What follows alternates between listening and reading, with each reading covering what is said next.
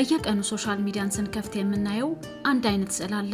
ውብ በሆነ የባህር ዳርቻ ላይ ላፕቶፓቸውን ከፍተው የሚሰሩ ወጣቶች፣ በውድ መኪና እየተንሸራሸሩ የራሴ አለቃ ነኝ የሚሉ ግለሰቦች፣ እናም አንተም የራስህን ቢዝነስ ጀምረህ ሚሊዮነር መሆን ትችላለህ የሚሉ የማነቃቂያ ወይም ሞቲቬሽን ሰባኪዎች በዝተዋል።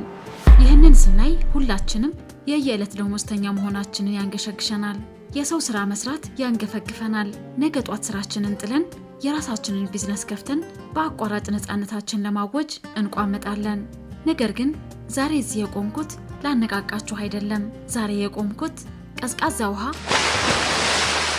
በላያችሁ ላይ ለማፍሰስና ከእንቅልፋችሁ ልቀሰቅሳችሁ ነው። መራራውና ማንም ሊነግራችሁ የማይፈልገውን እውነት ይህ ነው። እባካችሁ ቢዝነስ እንዳትጀምሩ። አዎ በትክክል ሰምታችኋል። አብዛኞቻችሁ ቢዝነስ መጀመር የለባችሁም። ምክንያቱም ቢዝነስ እናንተ እንደምታስቡት የነፃነት በር ሳይሆን የፈተና እቶን ነው። የዓለማችን ቁጥር 1 ቢሊዮነር ኢሎን መስክ ቢዝነስ ስለመጀመር ሲጠየቅ የተናገረው አንድ አስፈሪ አባባል አለ። ቢዝነስ መጀመር ማለት የተሰበረ ብርጭቆ እያኘኩ ገደልን አሻግረው እንደመመልከት ነው ይላል። ሰላም የፀሐይ ቤተሰቦች፣ ዛሬ 90% የሚሆኑ አዳዲስ ቢዝነሶች ለምን በመጀመሪያዎቹ ዓመታት ውስጥ እንደሚከሽፉ በሳይንሳዊ ጥናቶችና በእውነተኛ ክስተቶች አስደግፈን እንመረምራለን። ቢያንስ እነዚህ 5 መራራ እውነቶች ሳትሰሙና አእምሯችሁን ሳታዘጋጁ አንድም እርምጃ ወደ ቢዝነስ ዓለም እንዳትራመዱ። አንደኛ፣ የነፃነት ቅዠት ወይም ከ40 ሰዓት ለማምለጥ የ80 ሰዓት እስረኛ መሆን። ብዙ ሰው ቢዝነስ መጀመር የሚፈልገው አንድ ትልቅ ምክንያት አለው። የራሴ አለቃ መሆን እፈልጋለሁ፣ ማንም ሰው እንዲያዘኝ አልፈልግም ይላል። የጧት 2 ሰዓት መግቢያና የ11 ሰዓት መውጫ የቢሮ ህይወት ስላስጠላው ነፃነት ፍለጋ ቢዝነስ ይጀምራል። ነገር ግን የሃርቫርድ ቢዝነስ ትምህርት ቤት ወይም ሃርቫርድ ቢዝነስ ስኩል ያወጣው ጥናት የሚያሳየው እውነት አስደንጋጭ ነው። ጥናቱ እንደሚለው የራስን ቢዝነስ የጀመሩ ሰዎች ተቀጥረው ከሚሰሩ ሰዎች በ30% የበለጠ ሰዓት ይሰራሉ። አንድን አለቃ ጥለህ የራስን ቢዝነስ ስትጀምር አለቃ እንደሌለ ታስባለህ አይደል? ተሳስተሃል። አሁን 100 አለቆች ይኖርሃል። ደንበኞችህ አለቆችህ ናቸው። እቃ አቅራቢዎችህ አለቆችህ ናቸው። ግብር ሰብሳቢው አለቃ ነው። ቀጥረህ የምታሰራቸው ሰራተኞች ሳይቀሩ አለቆችህ ናቸው። አንተ የሁሉም ሰው አገልጋይ ትሆናለህ። ተቀጣሪ ስትሆን አርብ ማታ ከስራ ስትወጣ ኮምፒውተርህን ዘግተህ አእምሮህን አሳርፈህ ከቤተሰቦችህ ጋር ታሳልፋለህ። የቢዝነስ ባለቤት ስትሆን ግን አርብ ማታም ቅዳሜም እሁድም አእምሮህ አያርፍም። ለሰራተኛ ደሞዝ እንዴት ልክፈል? እከሌ እቃውን አላመጣም፣ ኪራይ ደረሰ እያልክ ሌሊት በድንጋጤ ትነቃለህ። ታዋቂው ጸሐፊ ሎሪ ግነሪር እንዳላቸው ስራ ፈጣሪዎች ማለት ለሰው በቀን 8 ሰዓት ላለመስራት ሲሉ ለራሳቸው በቀን 16 ሰዓት ለመስራት ፍቃደኛ የሆኑ እብዶች ናቸው ይላል። ለዚህ የ80 ሰዓት ስቃይ ዝግጁ ካልሆንክ ነፃነት ብቻ ፈልገህ ከሆነ እባክህን ቢዝነስ አትጀምር። ሁለተኛ፣ የምትወደው ስራ ወይም the passion trap እና የገበያው ጭካኔ። ሁለተኛውና ብዙ ሰዎችን ገደል የከተተው የሞቲቬሽን አባባል የምትወደውን ነገር ስራ ወይም follow your passion የሚለው ነው። እስቲ አንድ ምሳሌ ልስጣችሁ። አንድ ሴት ኬክ መጋገር እጅግ በጣም ትወዳለች፣ ትስቅበታለች። ዘመድ አዝማድ ሁሉ እንዴት ያለ ጣፋጭ ኬክ ነው የምትሰሪው? ለምን በኬሪ አትከፍችም ይላታል። እሷም ስለምትወደው የሰራችውን ገንዘብ አውጥታ ቤኬሪ ትከፍታለች።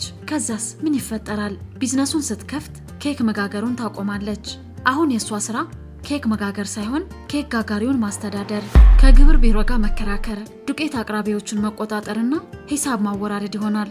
የምትወደውን ኬክ መጋገር ትታ የማትወደውን ማኔጅመንት ስትሰራ ትጨነቃለች። በመጨረሻም ቢዝነሱ ይዘጋል። የዓለማችን ታዋቂው ኢንቨስተር ማርክ ኩባን እንዲህ ይላል፣ ሰዎች የምትወደውን አድርግ ይሉሃል፣ እኔ ግን የምልህ ጊዜህንና ጉልበትህን በምታጠፋበት ነገር ላይ ጎበዝ ሁን ነው። ፍቅር ወይም ፓሽን ብቻውን ቢዝነስ አያቆምም። በተጨማሪም ሲቢ ኢንሳይትስ የተባለው ዓለም አቀፍ ተቋም ከ100 በላይ የከሸፉ ቢዝነሶችን አጥንቶ 42% የሚሆኑትን የከሸፉበትን ዋነኛ ምክንያት ሲያስታውቅ ምንም የገበያ ፍላጎት የሌለውን ነገር ስለሰሩ ነው ብሏል። አንተ አንድን ነገር ስላፈቀርከውና ስለወደድከው ብቻ ማህበረሰቡ ገንዘብ አውጥቶ ይገዛኛል ብለህ ካሰብክ ገበያው ምንም ርህራሄ በሌለው መንገድ ይቀጣሃል። ችግር ፈቺ ያልሆነ ፍቅር በቢዝነስ ዓለም ቦታ የለውም። ሶስተኛ፣ የገንዘብ ፍሰትና የሞት ሸለቆ። ሶስተኛ ቢዝነስ እንዳትጀምር የሚያደርግህ ምክንያት የገንዘብና የሂሳብ አቅምህ ነው። ቢዝነስ ማለት ህልም አይደለም። ቢዝነስ ማለት ቁጥር ነው። ሰው ለመኖር ኦክሲጅን ወይም አየር እንደሚያስፈልገው ሁሉ ቢዝነስን በህይወት ለመቆየት የጥሬ ገንዘብ ፍሰት ወይም ካሽ ፍሎ ያስፈልገዋል። ብዙ ሰዎች ቢዝነስ ሲጀምሩ ሱቆን ለማሳመር፣ ሎጎ ለማሰራትና ማስታወቂያ ለማሰራት ገንዘባቸውን ይጨርሳሉ። ነገር ግን ቢዝነስ ገቢ ማምጣት እስኪጀምር ድረስ ከ6 ወር እስከ 1 ዓመት ድረስ የሚፈጅ የሞት ሸለቆ አለ። በዚህ የሞት ሸለቆ ውስጥ ቢዝነሱ ገንዘብ አያስገባም፣ ግን ወጪ አያቆምም። የቤት ክራይ፣ የሰራተኛ ደሞዝ፣ መብራት፣ ውሃ ይከመራል። በዚህ ሰዓት ነው እውነተኛው ፈተና የሚጀመረው። ደሞዝ መክፈያ ሰዓት ሲደርስ የሰው ልጅ ካዝናውን ባዶ ሲሆን የሚሰማውን የስነ ልቦና ጭንቀት ቃላት ሊገልጹት አይችሉም።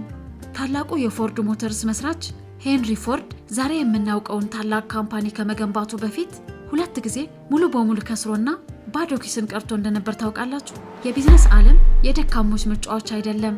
ካምፓኒ ትርፍ እስኪያመጣ ድረስ በመጀመሪያ ደሞዝ የሚከፈለው ለሰራተኛ ነው፣ ቀጥሎ ለመንግስት፣ ቀጥሎ ለአቅራቢዎች፣ በመጨረሻም አንተ ራስህ ምንም ሳትከፈል ወደ ቤትህ ባዶ እጅህን የምትመለስባቸው ወራቶች ይኖራሉ። ይህንን መስዋዕትነት መክፈል ካልቻልክ፣ ቁጥሮችን ማስተዳደር ካልቻልክ እባክህ ገንዘብህን ባንክ አስቀምጠው እንጂ ቢዝነስ አትጀምር። 4ኛ የብቸኝነት ጦርነትና የስነ ልቦና ጫና። 4ኛውና ማንም የማይነግርህ የቢዝነስ እውነታ ብቸኝነት ነው። የቢዝነስ መሪ መሆን ማለት በዓለም ላይ ካሉ ብቸኛ ቦታዎች አንዱ ላይ መቀመጥ ማለት ነው። ለምን? ምክንያቱም ቢዝነሱ አደጋ ላይ ሲወድቅ ለሰራተኞቹ መንገር አትችልም፣ ምክንያቱም ፈርተው ስራ ይለቃሉና። ለባለ ሀብቶችን መናገር አትችልም፣ ምክንያቱም ገንዘባቸውን ይዘው ይወጣሉ። ወደ ቤት ገብተህ ለቤተሰቦቹ ብትነግራቸው እነሱ ስራ ፈጣሪ ስላልሆኑ ያንተን የቢዝነስ ቋንቋና ጭንቀት ላይረዱት ይችላሉ። ስለዚህ ጭንቀቱን ሁሉ ለብቻህን ውጠህ በፈገግታ መታየት ይኖርብሃል። የካሊፎርኒያ ዩኒቨርሲቲ ያደረገው ጥልቅ የስነ ልቦና ጥናት አንድ አስፈሪ እውነታ አውጥቷል። ጥናቱ እንዳረጋገጠው የቢዝነስ ፈጣሪዎች ተራ ከተቀጣሪዎች ይልቅ በድብርት ወይም ዲፕሬሽን የመጠቃት እድላቸው በ2 እጥፍ የሰፋ ነው ይላል። በጭንቀትና አእምሯዊ ድካም የመጋለጥ እድላቸው ደግሞ እጅግ ከፍተኛ ነው። ቢዝነስ ማለት ገንዘብ ማተሚያ ማሽን አይደለም። ቢዝነስ ማለት በየቀኑ የሚፈነዱ ቦምቦች ማምከን፣ የሰዎችን ጸባይ መሸከምና በማይታወቅ አደጋ ውስጥ መጓዝ ማለት ነው። ይህንን የስነ ልቦና ጦርነት መቋቋም የማይችል የብረት አእምሮ ከሌለህ የራስህን ጤናና የቤተሰብህን ሰላም አታናውጥ። እንግዲህ ቤተሰቦቼ ይህንን ሁሉ የቢዝነስ መራራ እውነት፣ የ80 ሰዓት ስቃይ፣ የሞት ሸለቆውንና የስነ ልቦና ፈተናውን አውርተናል። ታዲያ ይህንን ቪዲዮ ካያችሁ በኋላ ምን ተሰማችሁ? በውስጣችሁ ፍርሃት ከገባ አይ ይሄማ ከባድ ነው፣ እንዲህ አይነት ስቃይ ውስጥ አልገባም፣ ከተቀመጥኩበት አልነሳም ካላችሁ እንኳን ደስ አላችሁ። ዛሬ ይህ ቪዲዮ ከትልቅ ኪሳራና ውድቀት አድኗችኋል። ሁሉም ሰው ቢዝነስ መጀመር የለበትም። ጥሩ ተቀጣሪ መሆንም ትልቅ ክብርና ሰላም አለው።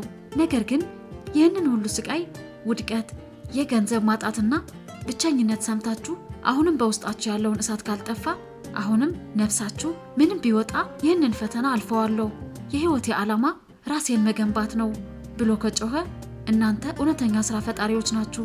ታላቁ የእንግሊዝ ጠቅላይ ሚኒስቴር ዊንስተን ቸርችል እንዳለው ስኬት ማለት ጉጉትና ተስፋ ሳያጡ ከአንድ ውድቀት ወደ ሌላ ውድቀት መሸጋገር መቻል ነው።